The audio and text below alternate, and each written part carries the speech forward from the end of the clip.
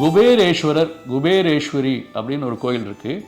அந்த கோயிலில் வந்து சுவாமியை பார்க்காம, கீழே உள்ள குபேரேஸ்வரரை பார்க்காம அந்த நந்தி வந்து திரும்பி மேலே உள்ள வேதகிரீஸ்வரர் பார்க்குது.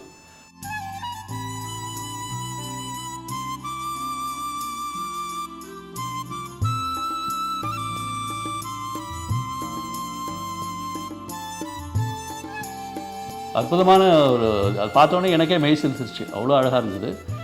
இந்த மாதிரி ஒவ்வொரு இடத்துலையும் வந்து அந்த சுற்றி வர்ற கிரிவல பாதையிலேயே நந்திக்காக தனித்தனி கோயில் மாதிரி கட்டியிருக்காங்க.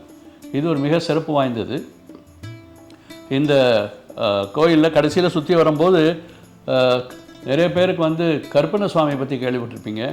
அவர் வந்து அழகர் கோயில் மதுரையில் இருக்கிறாரு. 18 படிகளாக இருக்கிறார். நம்ம வாழ்க்கையின் தத்துவமே இந்த 18 படிகளை வச்சு தான் இருக்கிறது.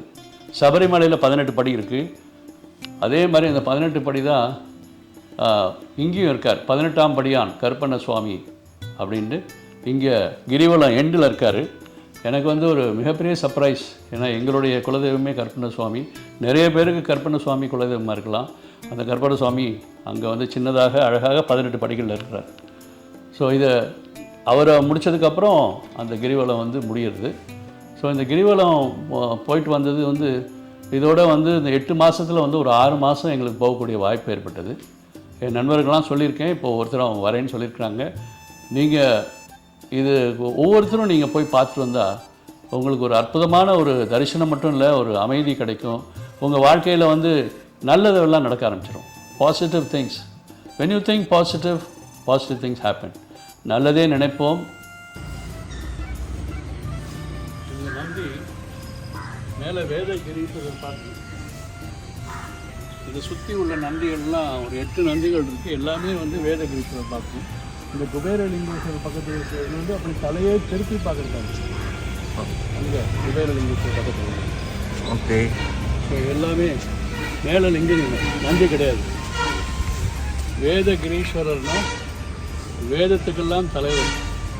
கிரினா மலை, மலையில் அமர்ந்திருக்கும் சிவபெருமான் வேதகிரீஸ்வரர் திருக்கழுக்குன்றம். இது வந்து கிரிவல பாதையில் இருக்குது. கிரிவலம் பாதை வந்து 4 கிலோமீட்டர் தான் இருக்குது. அதில் பரிவார தெய்வங்கள் கோயில்கள்லாம் வந்து ஒரு 10-12 கோயில்கள் இருக்குது.